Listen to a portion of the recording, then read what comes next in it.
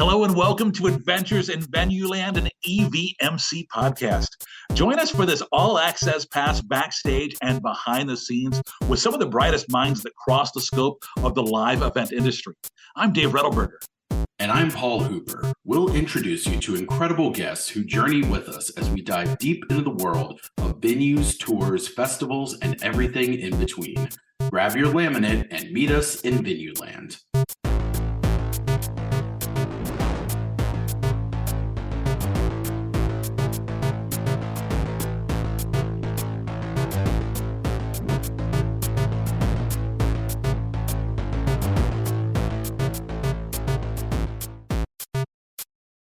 Today's adventure takes us to Los Angeles, California. Our guest works behind the scenes of major tours, turning strategy into sold-out shows.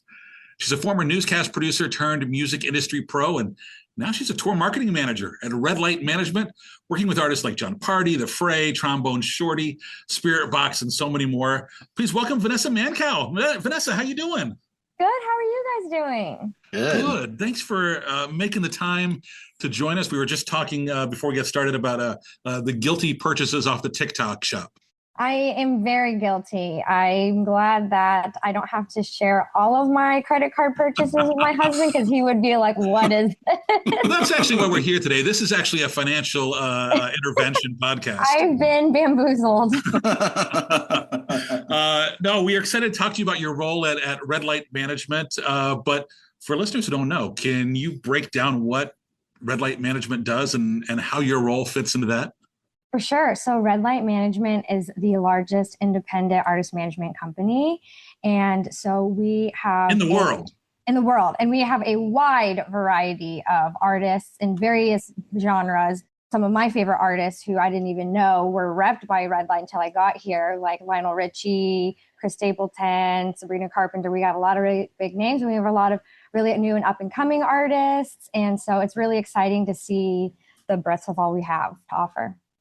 Yeah, and so tell us about your role there. So my role is tour marketing manager. So I'm based here in LA, and my role came out of, the majority of our team is actually in Nashville. So we have Megan Wilson and all of our amazing tour marketers out of Nashville. Now we have somebody in Atlanta. And so I'm the only person here in LA who represents like our department. And so whenever artists in LA, yes, West Coast, Best Coast, any managers who in our office who need some tour marketing assistance for any tours or even one-off shows that they have, they can enlist my help. So I'm just a shared service that managers can utilize.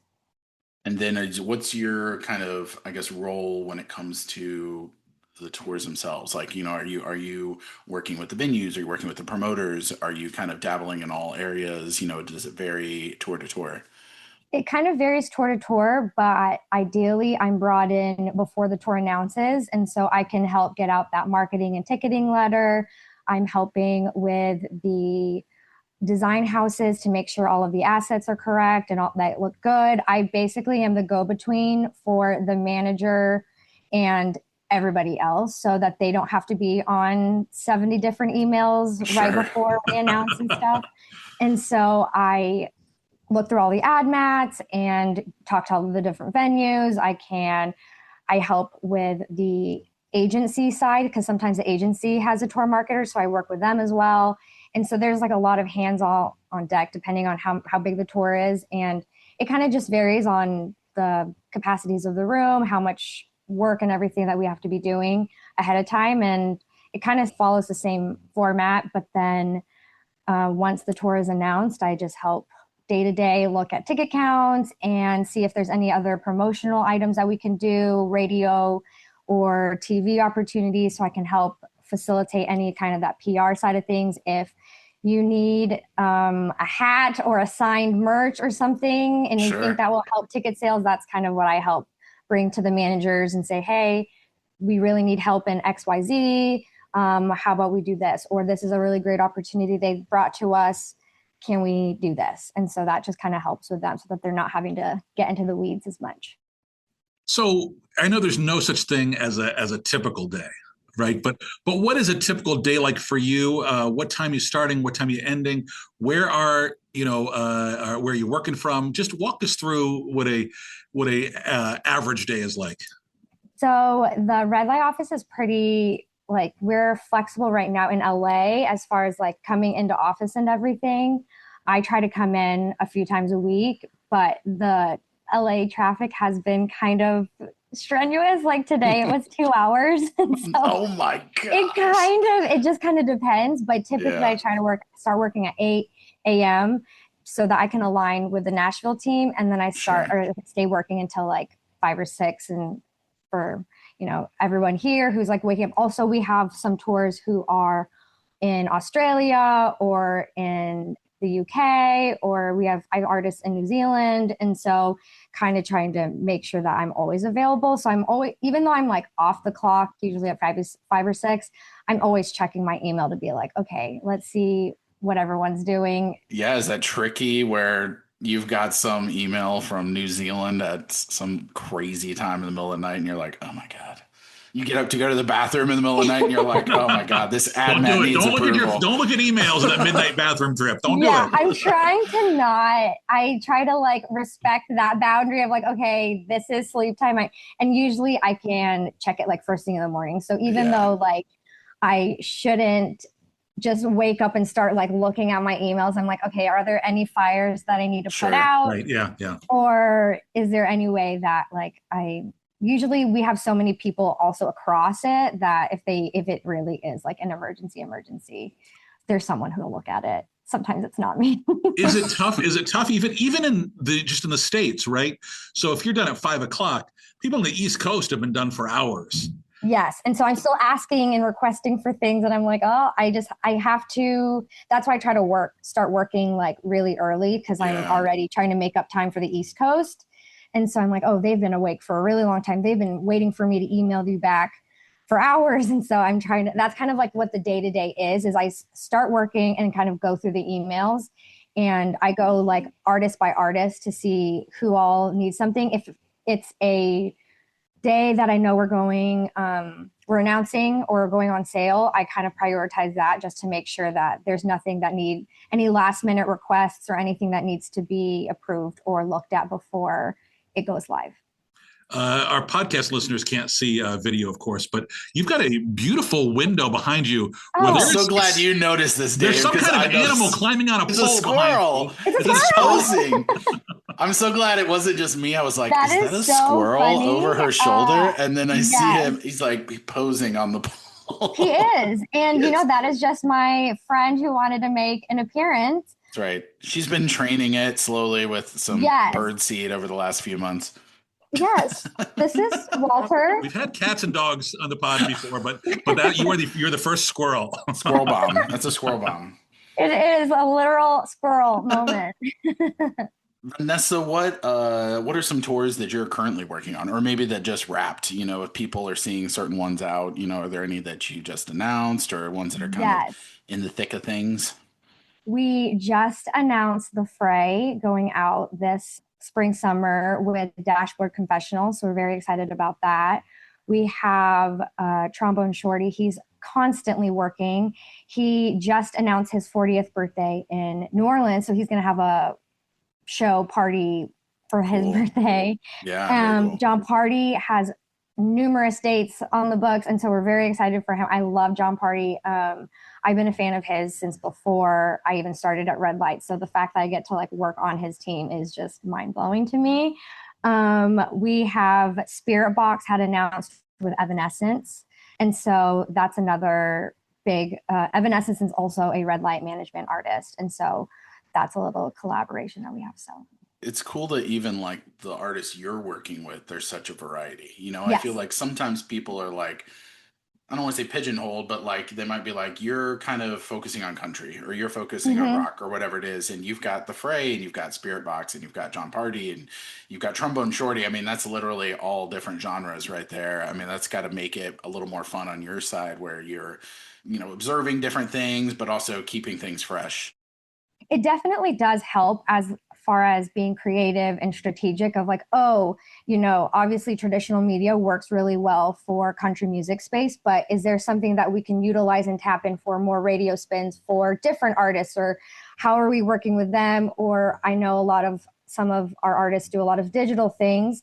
Is there anything for capturing that data, that fan data that we can use for a new tour that we're having coming up, or this worked out really well for me for this other tour? And so we're constantly trying to stay ahead of the game and do all of the different things to make sure that tickets are selling and fans are seeing the advertising that we're trying to put in front of them. When you begin marketing for a tour, what's the first thing you look at? Is it the data, the creative, the market, or something else? It's usually if they've already played at that venue or in that city, we try to look at that data to see like how things were selling. And then I think that Ticketmaster, TM1 has a really great tool of being able to see where people have been purchasing from. And so we can kind of like navigate that. We also rely heavily on the venues. Like the promoters really do help on the venue marketers really do help us, since they know the nitty gritty of their cities, and they can really help guide what the marketing looks like. And sometimes we'll say, oh, is there anything you can do for like sports radio or anything more we can do for this? And we can take their advice, but sometimes it's just a really big collaboration on like all of the marketing teams across the board. And then from there, we look at the ad mat, and then we kind of start figuring out what we want to do from there. I'm glad you mentioned the ad mat, because I'm curious from your perspective, right? Because we get the ad mats and sometimes they're awesome, but sometimes they're eye rolls, right? For one of two reasons. Sometimes it's the artist so in their own head that they've created this very artistic image that 95% or could be tied to an album art or something. Have no idea what it is when you see it. It's hard to read. It makes for terrible digital art. Other times you've got an artist who's super creative and the art is so generic. It's their name in block letters.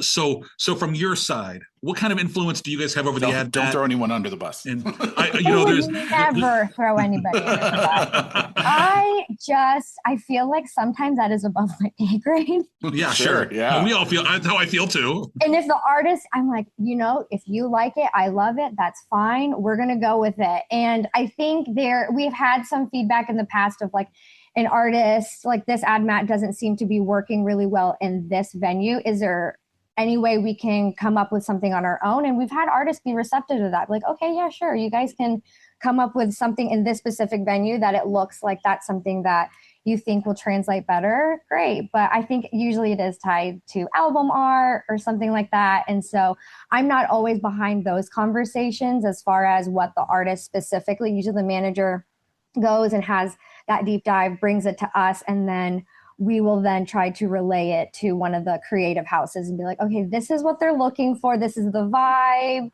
We try to provide samples, and then they come back and they always turn out really great stuff. And I'm like, I wish I could design all of these things, but yeah. Yeah, and sometimes too, you'll see where like maybe a tour announces and maybe the art isn't is strong, or it's a little more abstract. It doesn't mean it's bad, but it's just maybe it's tied to something, and then you'll see sometimes that art change. And so I'm sure that is a little bit of like something where they're like, oh, let's go with this, and then maybe the artist sees after a little while, well, maybe I wanted to do that, but maybe I can compromise and kind of alter it, which is good. I think that's credit to the artist on being willing, the artist, the performer, and being willing to kind of, adjust and, adjust their vision, For sure. And we definitely don't want to always just put out the static image of just the ad mat. So if they are trying to tell a story, that's where the marketing, like my role comes in of like, okay, if it's not maybe making sense to some people, let's tell the story of what this new show is going to be. Because if you're going to be going out on multiple tours, it's like, how are you going to convince fans to go again? If they just saw you a year ago, a year and a half ago, what's going to make them buy in? It's like, oh, it's a whole new album. This is what we're thinking. Yes, you're going to hear a lot of the hits that you always want to hear, but this is kind of what we're thinking. And so trying to convey what that message is to fans before they get to the tour so that they're able to really buy in and understand what the artist's like beautiful vision is. And so we try to have them do the liner videos and talk about what the tour is going to be like. We try to show the behind the scenes of them getting ready for tour and doing something more visual of versus just the static ad map with a bunch of dates on it.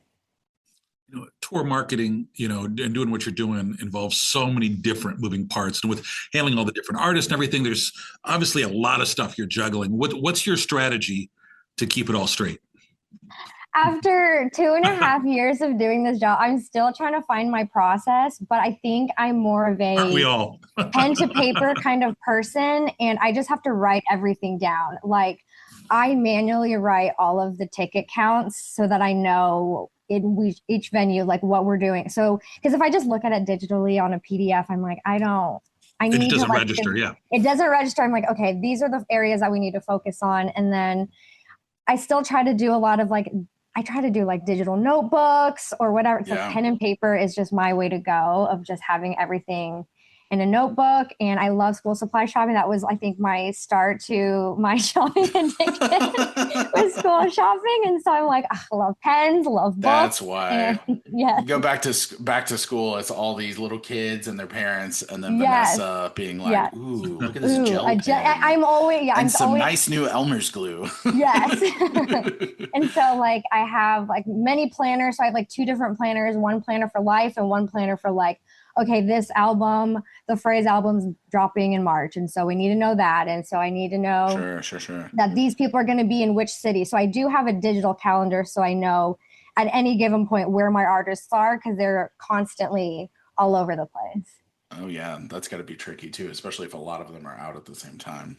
Yes. And I think now that it's like almost springtime, there's going to be a lot of shows and festivals. So it's like, okay, where are they? Are you traveling to any of these dates, or do you try to catch ones that are just sort of like in the area if they tour through LA?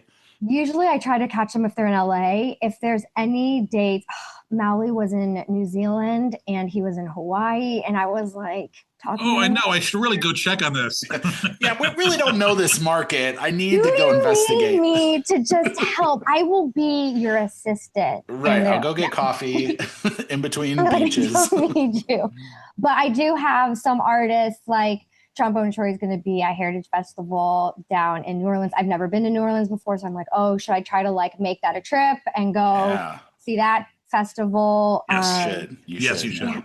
Yes, and we have like Mally going. He's going up to Napa for Bottle Rock, and so I'm like, oh, that's only a few hour drive. Maybe I can try to go up there. And so I try to make a little bit of trip of it. I was able to go to Nashville to watch the Fray for their Ryman show because I'd never been to the Ryman. And the Ryman is so fun. And so I was like, oh, that's really exciting. So I got to make that a trip and Nashville. So that was really fun.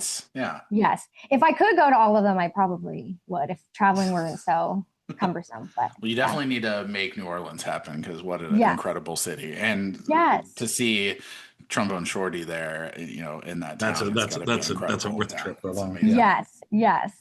We'll co-sign. If you get some pushback from your boss, have them reach out. We'll vouch for you. Yeah, we'll send a excuse letter or something. Thank you. So, how do you know when a campaign is working or even not working? What metrics or signals are you following? We stay in close contact with the venues. Usually I like to be brought on to the local threads. Sometimes the promoters are like, oh, you don't have to be. I'm like, no, I like to see what we're all discussing. And usually, obviously, seeing if the ticket counts are moving, we look at how many days in between the tickets, like how many have been purchased day by day. And so if we're seeing it's been kind of slow, we try to do a little bit more, okay, what else can we do? Oh, there's a big holiday coming up. Is there any big buy one, get one that we can do? Or they have an album or a new single coming out. Is there anything that we can do? So we try to just figure out how to collaborate with the different venues. And we look at a lot of like the marketing, seeing how much spend we're doing versus what the ticket correlation is. If it feels like we're spending a lot, but nothing's happening, we try to refresh the advertising, maybe do some A/B testing and figure out, okay, maybe this graphic or this video is working a lot better than the one we've been using, or we've been using that one for 6 weeks. Let's switch it up. Let's try something else. And what is nice, whenever the show is already going on, we're able to provide the future venues a lot more content of like, this is everything that's been happening. Don't miss out. They're going to be coming to your city soon. And so we try to create that FOMO. Yeah, I'm sure it's like a lot of like front loading content on those first early dates, just really trying to stack up as much as you can so you can trickle it out over the rest of the tour. Yeah, for sure. And so we do try to get a lot of different content. They have a lot of media days or days that they're in the studio or practicing or doing whatever. So we try to get content there. So we have like a lot of like behind the scenes, and then just doing whatever else that we can. That's just not just the ad map. So in 2022, we were all in a position where every show we put on sale was killing it. And now in 2026, the buying cycle has shifted. And we're definitely seeing people buying later and later, closer to the show. Shows are still doing really well, but a lot of times we're not finding out if it's doing well until maybe a week or two before the show, and then it's doing great. And that's something we're seeing, nationwide. So tell me about how that impacts what you guys are doing. It really does vary. I think, again, that's when we rely heavily on the venues and their marketing teams. If they say, hey, we are a little bit later buying, we might want to earmark more money for the close spend. And so we try to do that. And then we also have our own internal, like the artists' money as well. So we can say, okay, we can try to navigate to make sure that we're not all spending at the same time, and we can try to stretch out all of our dollars. We also rely on the label if they are going to be promoting an album, how we can piggyback on those dollars as well to make sure that we are still trying to have a decent amount of spend throughout the entirety of the on sale period. But it isn't always the greatest conversation when the managers are like, why isn't anything moving? What are the marketing efforts? It's like, they said they're a late buying market. This is what they're expecting. And so I think when every market almost said that, we also then try to do a lot. We've seen a lot of great response with collaborating with local bars to help promote the show, record stores, restaurants. We've had different so I was working on Rachel Platten, and she wanted to do like a meditation VIP situation. And so we were like, okay, could we work with any local yoga studios who can do like a Rachel Platten themed yoga session where they're like listening to her music and it's like more of a vibe? Or I worked on Ryex where he was wanting to do something similar. So we're like, is that a way that we can also advertise the shows coming up by, dropping the name of the artist who's coming? Love that. Hey, so people are listening now and they're like, oh, here's this cool LA woman who's in her job and she's killing it. But it wasn't always that way. Let's take you back to 2008. You are in Wichita, Kansas, and you are graduating from Bishop Carroll High School. Yes. Tell me, what did you think you were going to do with your life at that point? Oh, I for sure thought I was going to be on E-News. Like, I was dead set on becoming like a TV anchor. I was like, I want to be on the Today Show. I want to do E-News. I've always wanted to come to LA. And so little Vanessa was like, we're going to make the TV thing happen. And so that's why I went to the University of Missouri, majoring in broadcast journalism. My brother, who went to the University of Kansas, was not happy about that because they are big rivals. He's like, how dare you? I'm like, I literally am going for school. And so I focused on maybe that. A couple sporting events here or there. And a couple of sporting, and whenever there was a rivalry, it was kind of nice. But so I really did want to do on-air things. And then as I progressed throughout my college career, I was like, I kind of hate being on TV. It's not very fun. Some things you find out, right? Yeah. Well, exactly. You don't know that until you know that, right? Exactly. And I'm like, I'm not good at memorizing scripts. And I'm like, I don't remember what. And like reading the teleprompter, sometimes they go too fast. And so I get kind of nervous. So I was like, I'm going to pivot into being a producer. And that was so fun because I could still write, I could still be in the TV industry, but I could be a gremlin in the newsroom under my blanket and send out the reporters to go do all the grunt work of like, yes, it's 20 degrees outside. Sorry, you have to cover this water main break. Goodbye. As you cuddle back into your blanket as I cuddle and like, yeah, and I'm like, into okay, your burrito. Little typing with my space heater, and I'm like, yes, I'm not going outside, especially because I was working overnight at my first job in Tulsa. I worked from like 11 p.m. until like 9 a.m. And so you're doing Good Morning Oklahoma and Good Morning Oklahoma. Yeah. Yes. And that was fun. That was a blast. I loved working on Good Morning Oklahoma. And there's a local pizza place called Andolini's in Tulsa, and they would do a segment called like how to make pizza with us in the morning. Amazing. And they would give us like 20 boxes of pizza. So at like 8 a.m, my dinner, technically I'm eating huge pieces of pizza, garlic knots. And then I'm like, all right, time to start the day. Living the dream. Breakfast of champions. So, I mean, you do that for a couple of years, and then you decide you're getting out of the TV business and you go to work at Northeastern State.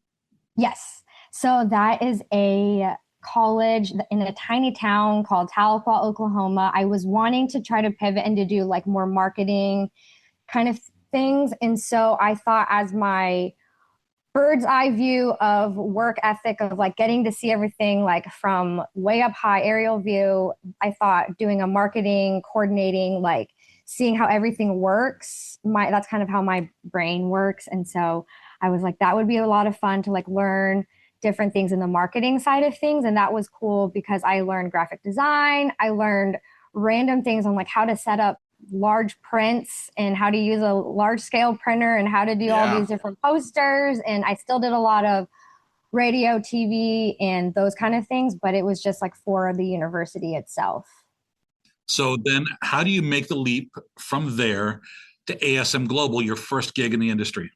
So technically, I had been eyeing that ASM job before I went to Tahlequah, and I wasn't biding your time. Yeah, I was like, oh, that would be a fun job to do, and I wasn't able to make it happen. And so I then moved to Tahlequah, and then I saw that the job that I had applied for years before was open again, and I'm like, this is my time. I'll move back to Tulsa. I want to try it, and so I got the job. And yeah, it's been like 10 years since I've been really in the music industry, and it's been amazing. 2 days after I started at BOK Center, we had Billy Joel, and I was like, this is insane, because like, what do you mean I'm in my office and I can hear Billy Joel doing his sound check, and I'm just like freaking out. Of course, it was like a closed sound check, but I was like, oh my gosh, it's Billy Joel. And I feel like that's the moment I knew. I was like, oh yeah, this is perfect. I love it. I caught the bug. Yeah. So your first job was special events and festivals coordinator. Mm-hmm. So were you working out of the BOK Center? Yes, we worked out of the BOK Center. And so I helped coordinate and plan all of the community really driven events. So we would do like a 45-day outdoor ice skating rink and a dodgeball tournament that had like a charity component.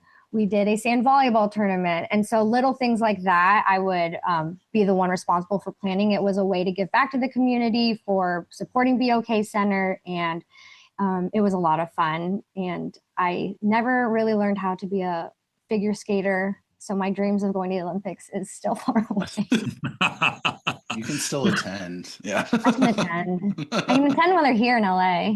Yeah, exactly. It's going to be in your backyard. So from there, you work with Freestyle Creative. Tell us about this journey. Yes. So I moved to Oklahoma City, and it was just an opportunity that seemed really great because I was like, well, I had that work that I was able to do at the university. Even though I was planning those events at BOK Center, I also did a lot of the marketing.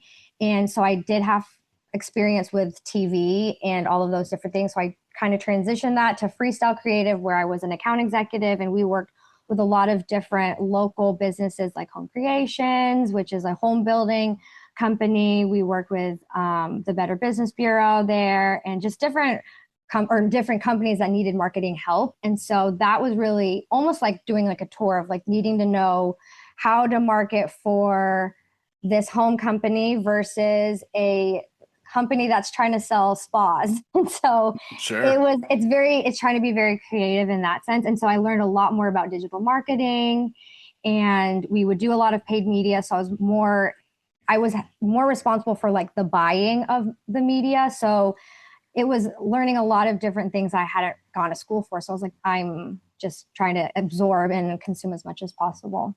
Yeah. When you did that for a little while, you then ended up heading back to ASM Global. So talk to me about that, about how you ended up back with ASM.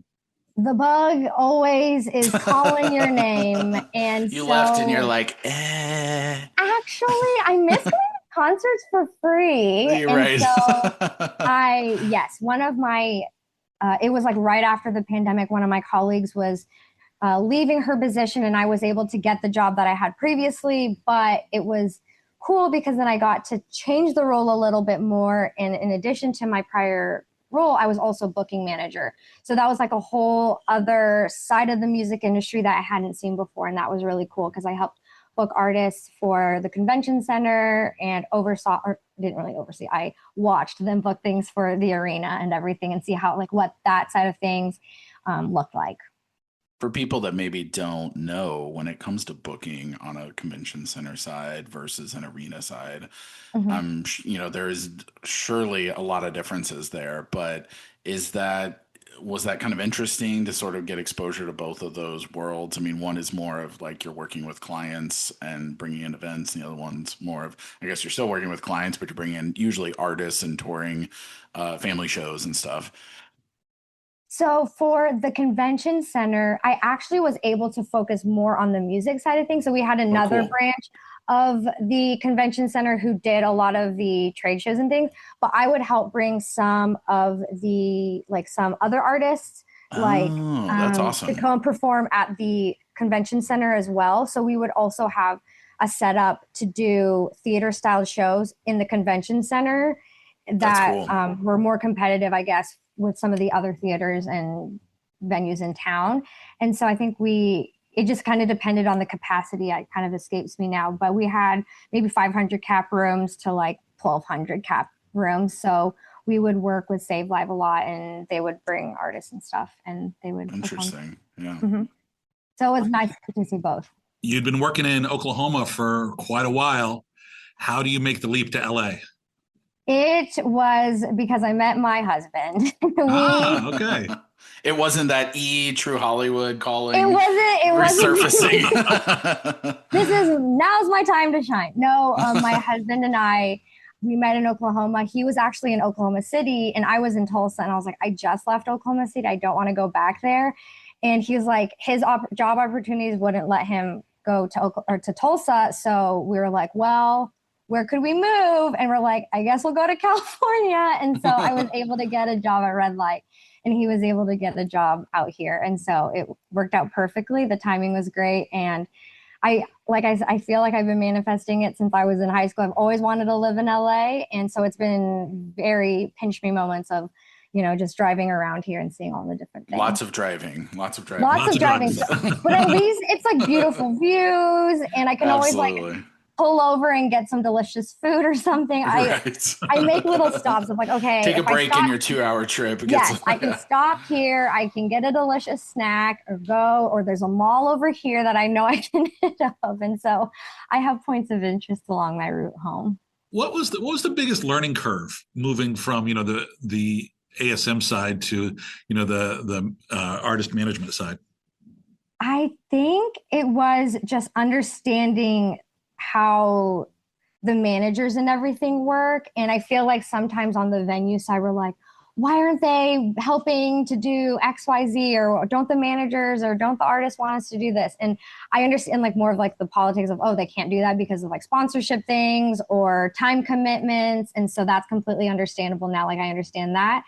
And so I think it's just definitely difficult to try and, I don't know, continue the like relationship with like the different venues and trying to like keep everybody happy. and it is a little bit challenging. So there's like different things that I've learned being in this role versus like being on the venue side. It's like I wish I could, you know, keep giving you guys a bunch of tickets and stuff, but there's like other things that we need to try. Right.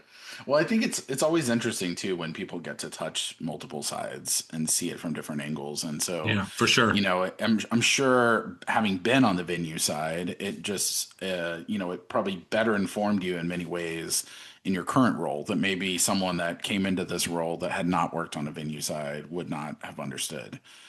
And you know that's you know, are there certain elements from that you're like, okay, I know how this looks on the venue side because I've been there, I've been in there, and maybe it gives you like a little bit more of a perspective, or and can also let you know maybe sometimes when to challenge venues too. You know, like sometimes, you know, venues will push back, and you might say, well, you know, I've let's try it because I've been there and I know you can try it, and let's, you know, I'll hold your hand through it. Yes, you might as well ask. It definitely has helped being a part of the venue side and understanding how that all works. It's very helpful whenever I am communicating with the marketing teams and the ticketing teams. It's like I know, like we had a great relationship with, like when I was at BOK, and I understood like the box office and all of the scaling, and so now I understand whenever we're looking at marketing things on this end of like, okay, maybe you guys can change things, or what else can we do? And it's better helped me to be able to collaborate better and to say, okay, do you have various screens, or do you have other events coming up that you can help with? Or I just kind of help think about what it was like there and the different ways that we at BOK Center would also try to help push tickets. Because I did see a lot of the marketing side and seeing what they were doing. I'm like, okay, let's try to do XYZ. And so I think it does help, like you guys said, to know all of the different sides so that you can just better be well spoken on how the various parts of the industry work. You know, obviously, some great stops along this path. Do you have a mentor or big influence that stands out who kind of helped guide you through this?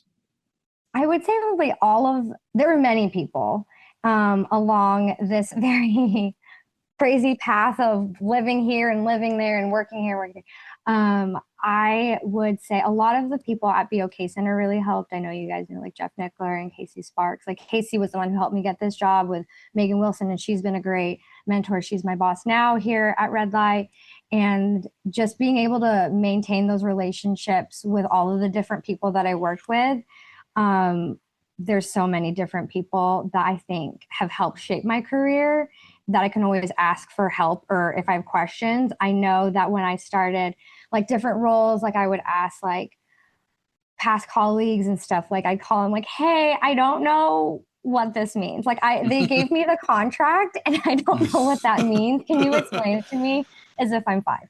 And so they would kind of help walk me through. And I'm a forever learner. I love to try to absorb as much information as possible. So like just listening to your guys' podcast and the past episodes, it's like, oh, okay, that's interesting. That makes sense of like how that works. And so I'm always trying to figure out how to do things differently. But there's been so many incredible people in the industry who have really helped guide and advise on like things that I should do and if I have questions and stuff. So I've been very blessed.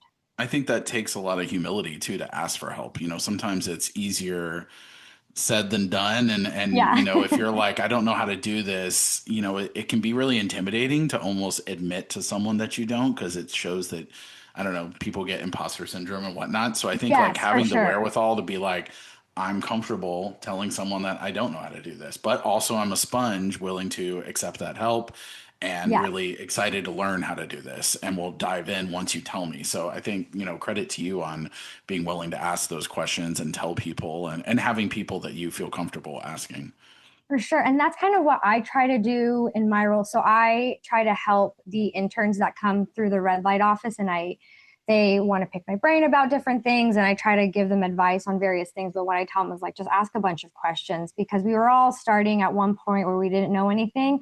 And especially like in my job where I started in like special events, and then I did a little booking and a little bit of marketing. And I'm like, okay, I didn't just come in knowing those things. It's just observing and like shadowing people and just asking questions and trying to learn as much as possible on like at work, but also like in my free time of like, okay, maybe I should, you know, watch this YouTube video on best practices on Right. X, Y, A lot Z. of us still don't, or I would say most of us still don't have it all figured out too. So it's like, Definitely not. ask questions, but continue, don't ever settle. Like you're saying, For sure. there's always something to learn and always Yes. some different way to grow. For Vanessa, sure. I know you're have a passion for mentoring and looking at the next generation. As a focus on women and then Filipino American professionals too. So talk to us a little bit about that. So that kind of started because obviously I grew up in Wichita, Kansas, and there are a ton of Filipino Americans. There's a decent of Filipino community in Wichita, surprisingly. But when I went to college, I knew I wanted to be a part of like the Filipino American group. So I was a part of the student Filipino American group. I was a part of the Asian American community, and we would then collaborate with different Asian American and Filipino American organizations throughout the entire Midwest. So I was able to travel to like Chicago, and they have a bunch of conferences, or Milwaukee or Ohio. And it was just a great networking opportunity to be able to meet a lot of different people, and also just talk about how, a lot of us in the Midwest grew up being the only Asian American person in school. So it's like we were able to have that shared experience of having immigrant parents who wanted us to be a certain way, but it's like, no, Mom, I'm not going to be a doctor or a nurse. I'm going into the news industry. Right. I'm going to go host E. I'm going to go host E. Goodbye. And so they just trying to like, we would meet a lot of different people. And I still have a lot of my very best friends that I met in college and everything like that. So it was just a fun way to just meet other people who kind of look like me, who had very similar shared experiences growing up. And so now that I'm older in my career, it's like I want to be able to give back and help them to navigate their career. Maybe it's not in the music industry, but it's like how to be a business professional. What things do I need to say during an interview? Or how do I quit a job? Or how do I ask for a raise? Or how do I do these different things and I'm scared? And it's like, okay, it's fine. We can figure it out, and trying to help them figure out what they want to do with their career. So you mentioned you just recently got married. Yes. Tell us about your husband. How'd you guys meet? We met on the wonderful dating app Hinge. And for some reason, like our circles and everything weren't supposed to be, like I wasn't trying to look for people in Oklahoma City, but somehow we found each other. And we went to our first date consisted of going to brunch and then going to a store in Oklahoma City called Dead People Stuff, where it was just like an antique shop. It was just, we were just goofing around. We bought some plants. We went to Lowe's, got some pots for the plants. And then it just was like an easy. Bought plants on a first date. I love that. I may or may not have done that myself a few times. Yes, but unfortunately our plants have died. And then if the relationship doesn't work out, throw the because all the energy went into the relationship. Yes, exactly. And so you grew it into the relationship. Yes, we did. And so now, we're just like living out here in California, and we're getting to explore this. Well, he's lived out here before, but I hadn't. So there's just been a lot of like fun learning and going and trying different things, restaurants, going to the beach. We just went to the beach over the weekend to celebrate our dog's birthday. And so your dog's birthday, what kind of dog do you have? He's a mix. He's a Labrador golden doodle, or not golden doodle, but like Labrador retriever, border collie, Australian shepherd mix. Yes, apparently, according to his DNA test. But yes, the best kind. He was just a little rescue from Oklahoma who's now a Cali boy. What's his name? His name's Mr. Wyatt. Mr. Wyatt. Mr. Wyatt. And that was his name whenever I adopted Very him. Formal.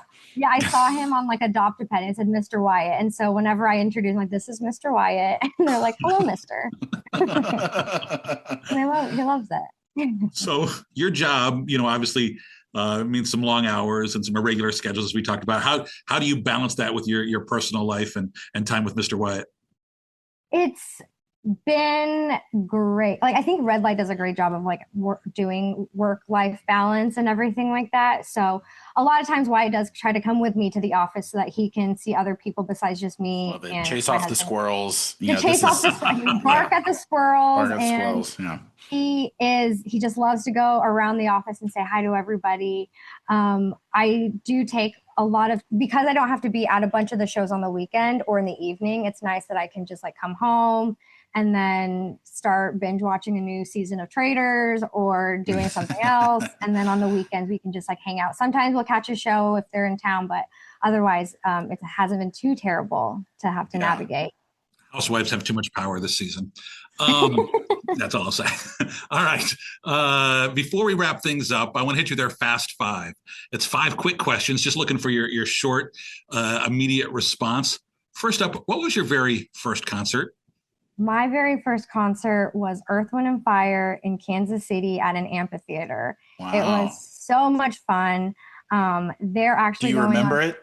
I do remember. I remember my dad putting me on his shoulder so I could actually see. I had to say that. Was, sorry. It was just such a fun. Do you remember? I do remember. And it was like the 21st night of September, I think. Oh, yeah. Sounds about right. Something like that. And so they're actually, I'm going to be seeing them in August here in LA. They're going to go on tour with another LA artist, Lionel Richie. And so they're going to be at Intuit Dome. And so I'm really excited to see them. Yeah, we've got that tour coming through in June. Looking forward to it. I saw it. We actually had them on the previous run of the tour, and it was one of my favorite shows of the year. So looking forward. So good. The music is so fun, and you're always dancing, and they just sound great. Do you have a favorite concert? I have too many favorite concerts, but I feel like the first one that comes to mind is Bruno Mars' 24 Karat Magic Tour. I watched that like 3 times. It was so good.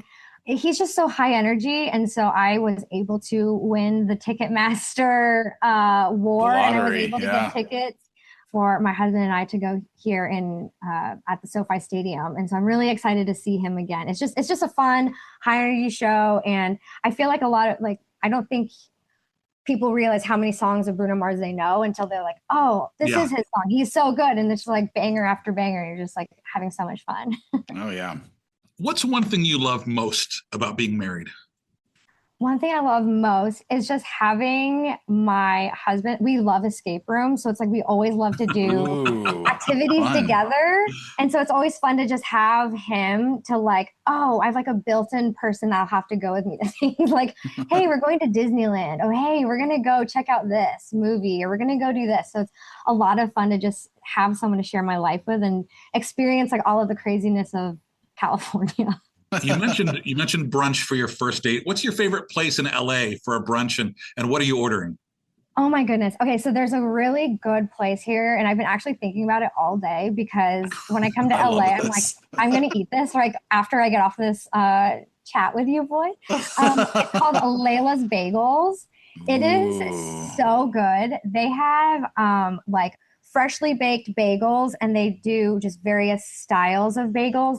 And so I think that today they have, I was going to try the bacon and egg and like aioli one that they have on like a everything bagel. But over the Thanksgiving, they had a stuffing bagel with turkey and crispy shallots and like another like aioli thing, and it was like the best. I kept getting it. Like they only had it for a limited time because it was for Thanksgiving, but I literally got it like 3 times. You need to get Layla's Bagels to sponsor the podcast. Actually, right? They can just mail us bagels in the mail. And they're such good bagels, and they're worth like the 2-hour drive to LA. I'm like, I don't care.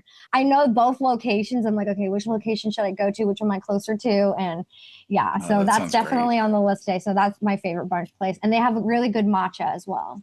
Oh, yeah. Last question for you. What's your theme song? There's a reality TV show where cameras follow you all around. What's the song that plays over the opening credits of the Vanessa show? It's so difficult because there's so many different, like I love all different kinds of genres of music. Like recently I've been really into Engelbert Humperdinck and I just love him. And so I feel like I'm very like much old soul person. So I feel like Chiquita by ABBA would be really good, or like You Make My Dreams Come True by Hall & Oates. But then sometimes it's like I'm Just a Girl by No Doubt. Like I'm just a girl. And so I think, or something by Olivia Rodrigo or something. So it kind of just varies on the day. But if I had to be a consistent theme song, I'd say Chiquita by ABBA. But mostly just like the last 50 seconds because that's the best part of the song. Great. I'm gonna go get a big bagel sandwich. Listen to that on my drive today. Yes, please. All right, throw out some plugs if people want to learn more about Red Light or reach out to you. Give us anything you want, any plugs you want to throw out here. You follow me on Instagram at the Mancalorian.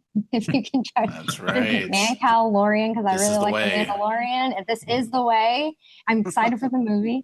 Follow Red Light Management on Instagram, on LinkedIn, on all the different platforms.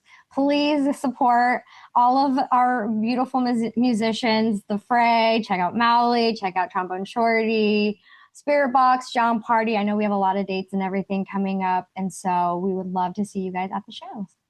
Love that. Hey, it was so great talking to you and getting to hear about what you do and your adventures there. I appreciate you sharing your time with us today.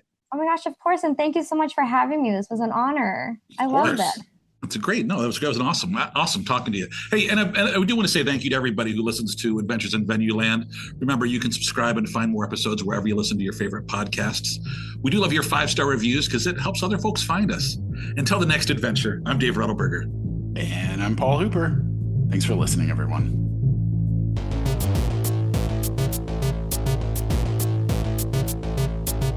Adventures in Venueland is a side project of the Event and Venue Marketing Conference, a marketing conference that brings together diversified event and venue professionals to cultivate education, collaboration, and innovation for the growing sports and live entertainment industry. Find out more at eventvenuemarketing.com. Audio editing and mixing by Camille Faulkner. Design and digital advertising by Megan Ebeck. Copywriting and publicity by Samantha Marker. Guest booking and brand strategies by Paul Hooper.